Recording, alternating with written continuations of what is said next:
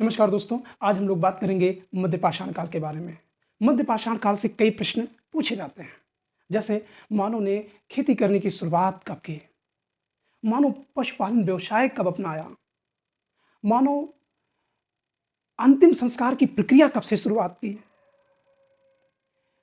वह मानव मध्यपाषाण काल में कौन से उपकरणों का उपयोग करता था? ऐसे कई प्रश्न यहाँ से पूछे जाते हैं। तो सबसे पहले हम बात करते हैं मध्यपाषाण काल के बारे में। तो प्रारंभ में आपने इतिहास के विभाजन में देखा था, पाषाण काल के विभाजन में आपने देखा था कि पूरा पाषाण काल और नवपाषाण काल दो भागों में विभाजित किया गया था, और इन दोनों के बीच एक लंबा समय है, लगभग 6 लाख से लेकर 1000 बीसी के बीच। और इस लंबे काल में कुछ समय ऐसा भी था जो दोनों के बीच का संक्रमण काल था, और उसी काल को हम क्या कहते हैं? मध्यपाषाण काल। यानी पूरा पाषाण काल में मानव घुमक्कड़ी जीवन व्यतीत करता था, और नवपाषाण काल में मानव अस्थायी रूप से खेती करना शुरुआत कर दिया। तो इन दोनों के बीच में एक समय था, और उसी समय को हम क्या कहते हैं? मध्यपाषाण काल कहते हैं। तो देखिएगा, वस्तुओं के अध्ययन करने से, यानी जो खुदाई में वस्तुएं प्राप्त हुई उनका अध्ययन करने से दोनों के मध्य एक संक्रमण काल दिखाई पड़ता है, और इसी संक्रमण काल को क्या कहते हैं? मध्यपाषाण काल। मध्यपाषाण काल में मानव खेती करना सीख गया। इस टैगलाइन को देखें कि मध्यपाषाण काल में मानव क्या करना सीख गया? खेती करना शुरुआत कर दिया। और मानव खेती तभी कर सकता है जब वह स्थायी रूप से रहने की शुरुआत करेगा। घुमक्कड़ी जीवन में खेती संभव नहीं है। क्यों नहीं संभव है? आज भी अगर गांव में खेत को बो के, फसलों को बो के आप शहरों में चले आइए, और आपके गांव की खेती जो है आवारा पशु नष्ट कर देंगे। तो जाहिर सी बात है, खेती करने के लिए मानव को स्थायी रूप से रहना बहुत जरूरी है। तो देखिएगा, यहाँ पे आदि मानव या मानव जो है खेती करने की शुरुआत की, और बगल में उनकी कुछ बस्तियां भी दिखाई पड़ रही हैं। तो ये बस्तियां क्यों बसी? क्योंकि खेती करने की शुरुआत की। और दूसरी बात है कि मध्यपाषाण काल में मानव ने खेती करना सीखा, ना कि व्यापक रूप में। यानी मध्यपाषाण काल में खेती करने की शुरुआत हो गई, लेकिन व्यापक रूप से उसका जीवन खेतों पर निर्भर नहीं था। और जब खेतों पर निर्भर नहीं था, तो जाहिर सी बात है उसका जीवन किस पर निर्भर होगा? पशुपालन पे। आखिर मानव को खेती करना और पशुपालन की आवश्यकता क्यों महसूस हुई? प्रश्न ये उठता है। तो कहीं ना कहीं जलवायु में परिवर्तन आया होगा, और जलवायु में परिवर्तन आने से कुछ जंगली पशु नष्ट हुए होंगे, और खाद्यान्न की कमी हुई होगी। और जब खाद्यान्न की कमी हुई होगी, तो मानव ने कुछ अन्य प्रकृति में उगने वाले फसलों को खाने की शुरुआत की, और साथ ही साथ उसने पशुपालन की शुरुआत कर दी। तो प्रश्न पूछा जाता है, अस्थायी रूप से बसने का प्रमाण सबसे पहले कब मिलता है? मध्यपाषाण काल में। इसी तरीके से मध्य प्रदेश के आदमगढ़ और राजस्थान के बौगौर से, इन दोनों जगह से पशुपालन के प्राचीनतम प्रमाण मिलते हैं। तो प्रश्न ये पूछा जाता है कि पशु पालने के प्राचीनतम प्रमाण कहाँ से मिले हैं? तो राजस्थान के बागौर से और मध्य प्रदेश के आदमगढ़ से पशुपालन के प्राचीनतम प्रमाण मिलते हैं। तो आप देख रहे हैं कि इधर मानव खेती करने की शुरुआत की, और बगल में क्या है? अस्थायी रूप से बसना भी शुरू कर दिया है।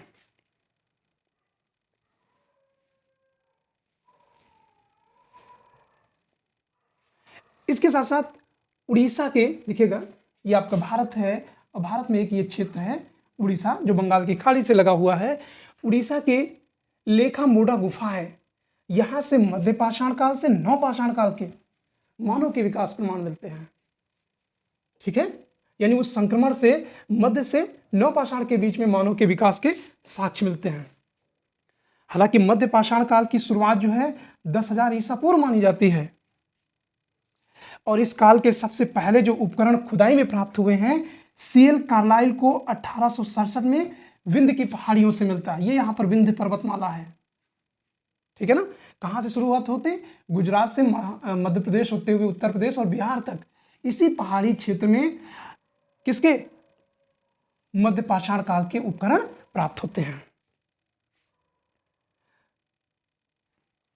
इसके साथ साथ आंध्र प्रदेश के ज्वालापुरम 9 दिखेगा, ये आंध्र प्रदेश है और यहां पर कई स्थलों की खुदाई हुई। ज्वालापुरम 1, ज्वालापुरम 2, 3, 4, 5, 6, तो ज्वालापुरम 9 है।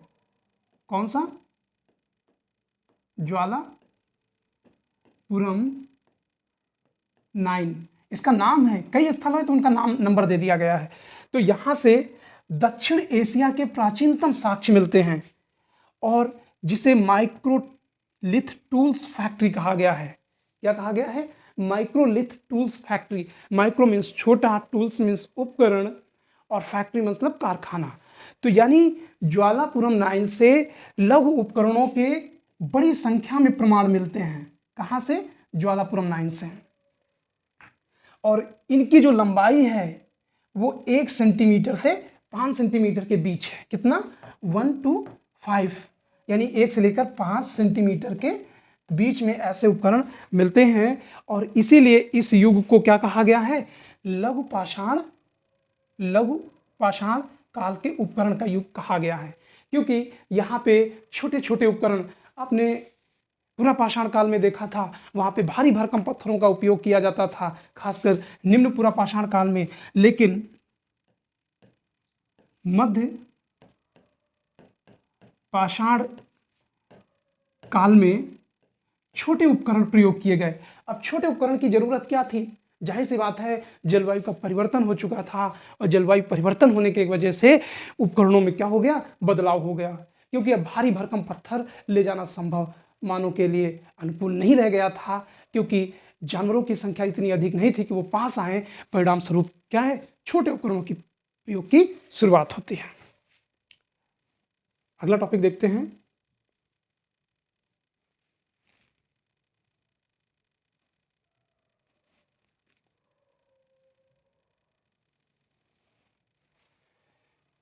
पूरा पाषाण काल में हम वैसे क्वार्टजाइट पत्थरों का उपयोग करते थे, लेकिन मध्य पाषाण काल में ध्यान दीजिएगा चैल्सिडनी या कैल्सिडनी की प्रधानता थी। देखिएगा ये जो पत्थर है, इन्हीं पत्थरों को चैल्सिडनी कहा जाता था। कौन से पत्थर हैं? चैल्सिडनी या कैल्सिडनी। और यानी जैसे पूरा पाषाण काल में हम देखते हैं क्वार्टजाइट, चार्ट, जैप्सर, फ्लिंट जैसे पत्थरों का उपयोग होता था तो यहाँ पर चैल्सिडनी का पत्थर भारत में यानी मध्य पाषाण काल में बड़ी मात्रा में देखने को मिलता है। अब प्रश्न आता है कि ये कहां से प्राप्त करते थे, तो आगे हम देखते हैं। तो चैल्सिडनी जो है बागौर यानी राजस्थान के लोग कहां से प्राप्त करते थे? दक्कन ट्रैप से, यानी जो महाराष्ट्र वाला क्षेत्र है वहीं से प्राप्त करते थे। इसके साथ साथ चौपानी मांडो कहां है? ये मिर्जापुर में है। प्रश्न पूछा जाता है मिर्जापुर से यानी चौपानी मांडो से भी कौन से प्रमाण मिलते हैं? मध्य पाषाण काल के प्रमाण मिलते हैं। और सराय नाहर रायपुर ये कहां पर है?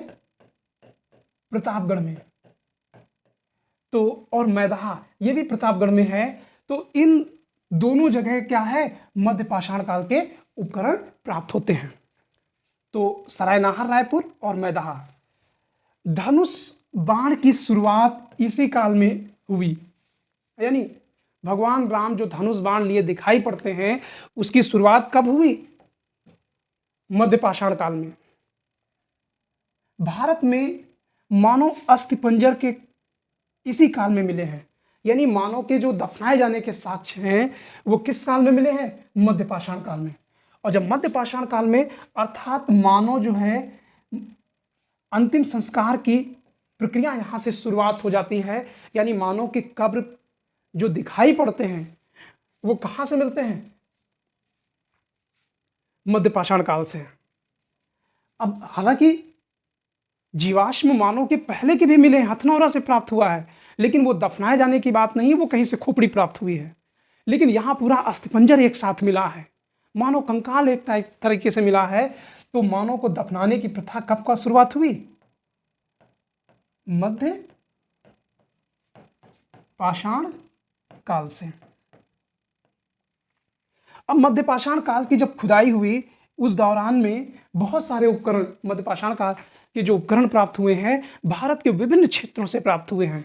अब वो कौन कौन से हुए हैं? तो सबसे पहले हम देखते हैं पश्चिमी क्षेत्र, यानी पश्चिम में आपका राजस्थान आता है, और राजस्थान में बागौर।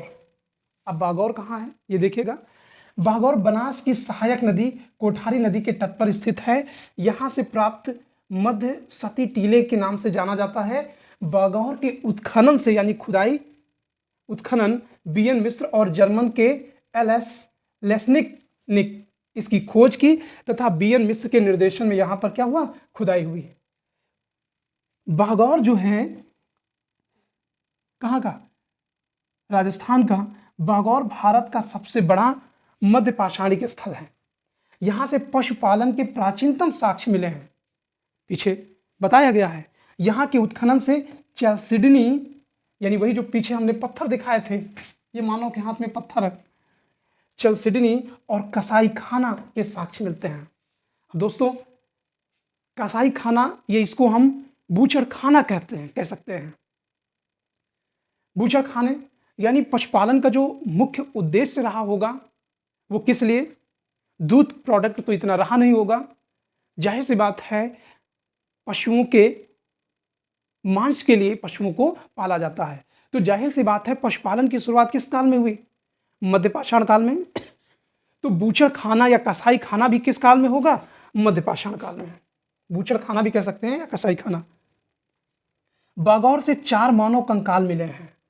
एक मानव कंकाल में 36 गुड़िया की माला है, यानी एक मानव जो है माला पहनने का शौकीन था, उसमें 36 गुड़ियां हैं। अब आप ये नहीं कह सकते हो कि ये कोई आरएसएस का व्यक्ति रहा होगा जो माला पहने रहा होगा, तो ऐसा कुछ भी नहीं है। और बागौर से यहां से फर्श को बनाने के लिए पत्थरों का प्रयोग किया गया, यानी पत्थर ऐसे ऐसे क्या कर दिए गए? आपस में चिपका के लगा दिए गए। तो ऐसा लगता है कि इन लोगों ने क्या किया?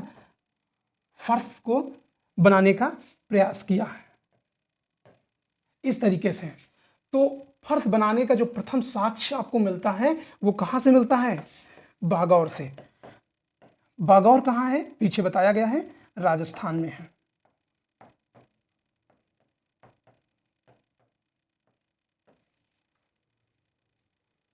इसके साथ साथ फूस से बना हुआ वात रोधी पर्दा मिला है। ये क्या है? घास फूस, यानी जैसे आपने देखा होगा गर्मियों के मौसम में एक विशेष घास की जाली लगा दी जाती है, तो वो वात रोधी यानी लू से बचने के लिए वात रोधी पर्दा मिला हुआ है। बागौर सबसे विविध रूप में उत्खनित और प्रतिवेदी मध्य पाषाणकालीन स्थल है, यानी बेहतर तरीके से। उसके बाद हम गुजरात के बारे में बात करते हैं। गुजरात का एक स्थल है लांगनाच। लांगनाच से 14 मानव कंकाल एवं तांबे के कुछ वस्तुएं प्राप्त हुई हैं। तो यानी तांबा का प्रयोग किस काल में आ गया? मध्य पाषाण काल में। आगे हम लोग देखते हैं। तो गुजरात ये आपका है और यहीं पर लांगनाज है। यहां समाधि स्थल मानव कंकाल लांगनाज की विशेषता है। लांगनाज के बारे में कहा जाता है यहां के मानव नरमांस भक्षी थे, यानी गुजरात का जो लांगनाज स्थल है उसके बारे में कहा जाता है कि लोग मानव का मांस खाते थे, क्योंकि यहां पर खोपड़ियों के कंकाल टूटे हुए प्राप्त हुए हैं। लेकिन ऐसा कहना बहुत मुश्किल है, लेकिन आरोप लगाना काफी सरल है, यानी इसको बहुत सही नहीं माना गया है। उसके बाद पश्चिम हो गया, तो ये गुजरात और राजस्थान ये पश्चिमी क्षेत्र में आए। उसके बाद हम लोग देखते हैं मध्य क्षेत्र। मध्य का मतलब है इस भाग में मध्य पाषाण काल के कौन कौन से स्थल थे? तो मध्य पाषाण काल के विस्तार भारत में देखने को मिलता है। कहां पर? मध्य भारत में। और मध्य भारत में मध्य प्रदेश के होशंगाबाद जिले के अंदर। कहां पर? होशंगाबाद में। आदमगढ़ एवं भीमबेटका है यहां पर। भीमबेटका या भीमबेटका दो महत्वपूर्ण स्थान हैं मध्य भारत में। कौन कौन से हैं? आदमगढ़ है और भीमबेटका। अब आदमगढ़ से क्या प्राप्त हुआ है? आदमगढ़ से पालतू पशुओं में कुत्ते एवं बकरी की हड्डियां प्राप्त हुए हैं। यानी बागौर भी प्राचीनतम स्थल है। और मध्य भारत में कौन सा? आदमगढ़। आदमगढ़ से कुत्ते और बकरी की हड्डियां प्राप्त हुई हैं। जबकि भीमबेटका से के बारे में देखिएगा, वीएस वाकड़कर ने भीमबेटका से इस काल के उपकरण तथा अंत्येष्टि विधि का पता लगाया। देखिएगा, ये मध्य प्रदेश है और मध्य प्रदेश में ये एक गुफा है। इस गुफा का नाम है भीमबेटका गुफा। भीमबेटका या इसी को भीमबेटका भी बोलते हैं। और यहीं से जो है कई ऐसे साक्ष्य प्राप्त हुए हैं ये गुफा के अंदर, जो अलग अलग तरीके से डिजाइनिंग की गई है। तो देखिएगा, मध्य प्रदेश के भीमबेटका कहां पर स्थित है? मध्य प्रदेश के रायसेन जिले में। तो प्रश्न पूछा जाता है इसकी खोज किसने की? तो खोज जो है विष्णुधर वाकड़कर यानी वीएस वाकड़कर ने किया था। और इसी कारण इन्हें पाषाण काल का पितामह कहा जाता है। किसको? विष्णुधर वाकड़कर को पाषाण काल का क्या कहा जाता है? पितामह कहा जाता है। भीमबेटका से 642 गुफाएं प्राप्त हुई हैं। कितनी? बहुत सारी गुफाएं हैं और 400 चित्रों का अंकन है यहां पर। और जाहिर सी बात है, मानव चित्र कब बनाएगा? जब मानव के पास एक खाली समय होगा। और इन खाली चित्रों में वराह का चित्र और गणेश का चित्र मिलता है। अब आप इसको वराह का आप कह देंगे, तो वराह यहां पे भगवान नहीं है। वराह का मतलब है यहां पर सुअर से है, यानी पिग।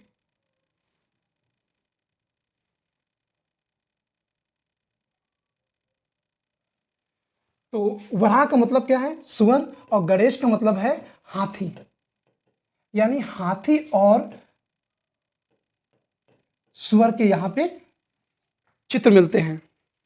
महिलाओं से चक्की में अनाज पीसते हुए और समूह में भोजन करते हुए दिखाया गया है। हालांकि इसके बारे में कहा जाता है कि यहाँ कुषाणकालीन और गुप्तकालीन ब्राह्मी अक्षरों में अभिलेख प्राप्त हुए हैं। यानी ये तो मध्य पाषाणकालीन स्थल है भीमबेटका, लेकिन हो सकता है मध्य कुषाण काल में या गुप्त काल में भी यहाँ लोग पहुंचे होंगे। तो यहाँ से कुछ साक्ष्य मिलते हैं उस काल के भी। मध्य पाषाण काल में मिर्जापुर से भी 50 से अधिक स्थल प्राप्त हुए हैं। कहां से? मिर्जापुर से। और मिर्जापुर में क्या है? जिनमें लेखिया, मोरहना पहाड़ और बगही खोर, ये 3 स्थल हैं। कहां से? मिर्जापुर से। कौन कौन से? लेखिया, मोरहना पहाड़ और बगही खोर। तो ये तीनों स्थल कहां पे हैं? मिर्जापुर में। ये पूछा जाता है कहां पे हैं? मिर्जापुर।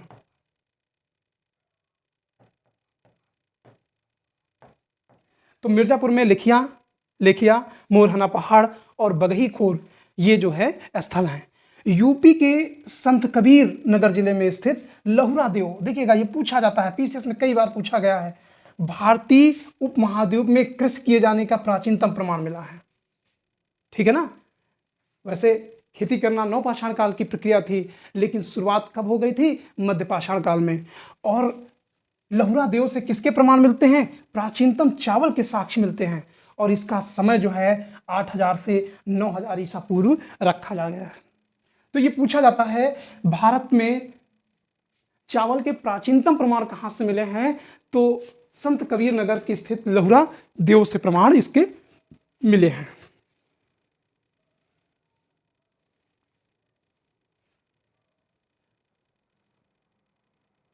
जबकि मेहरगढ़ से कृषि के प्राचीनतम साक्ष्य मिले हैं, और वो कब के हैं? 7000 ईसा पूर्व के। क्योंकि जब भी प्रश्न पूछा जाता है कृषि को लेकर, वो पहले तो इसी को मेहरगढ़ माना जाता था, लेकिन अब मेहरगढ़ का कितना है? 7000 ईसा पूर्व का। लेकिन जो लहुरा देव है संत कबीर नगर का, वो कब जा रहा है? वो 8000 से 9000 स्मॉल बीसी रहेगा, बीसी के मध्य माना जाता है। तो कृषि के प्राचीनतम प्रमाणों पर थोड़ा सा ध्यान रखिएगा कि क्योंकि कंफ्यूजन होता है। ये पहले यही माना जाता था मेहरगढ़ वाला, लेकिन बाद में खुदाई में जब मिल गया तो लहुरा देव को सबसे प्राचीन कृषि खेती किए जाने का प्रमाण मान लिया जाता है। इलाहाबाद के निकट बेलन घाटी के पास चौपानी मांडो है। ये पुरापाषाण काल और मध्य पाषाण काल के बीच के संक्रमण का प्रतीक माना जाता है, क्योंकि चौपानी मांडो से दोनों काल के प्रमाण यहां से मिलते हैं। यहां से बस्ती के साक्ष्य मिलते हैं, और चौपानी मांडो से क्या क्या प्राप्त हुआ है? जंगली चावल, हाथ निर्मित मृदभांड यानी मिट्टी के बर्तन, और अन्नागार यानी अनाजों का भंडार इन चौपानी मांडो से मिला है। तो इसका मतलब क्या है? इसका सीधा मतलब है चौपानी मांडो में बेहतर तरीके से लोग अपना जीवन यापन कर रहे थे, क्योंकि जंगली चावल भी मिल गया है, हस्त निर्मित मृदभांड मिल गया है, और अन्नागार भी मिला है यानी अनाज का गोदाम। और अनाज का गोदाम ये बताता है कि मानव कैसा था? अस्थायी निवास करता था।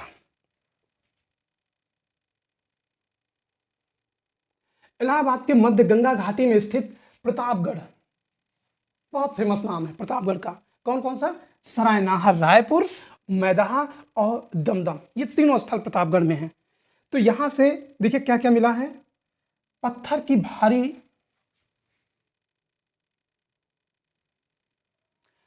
भारी चक्की मिली है। कहां से? सरायनाहर, रायपुर, मैदहा और दमदमा से भारी चक्की मिली है। और यहां के लोग अस्थायी रूप में रहते थे। मैदहा में घास के बीज पीस कर खाने के प्रमाण मिले हैं। कहां से? प्रश्न पूछा जाता है, घास के बीजों को पीस के खाने के प्रमाण कहां से मिलते हैं? मैदहा से। याद रखिएगा, घास के बीजों को मैदा बना दिया जाता था, तो मैदहा से घास के बीज के प्रमाण मिले हैं। मैदहा एवं सरायनाहर, रायपुर से मानव कंकाल की लंबाई अधिक है, ये भी बात है। और मैदहा के पुरुषों की लंबाई 6 फीट से अधिक है। कितने? 6 फीट से अधिक।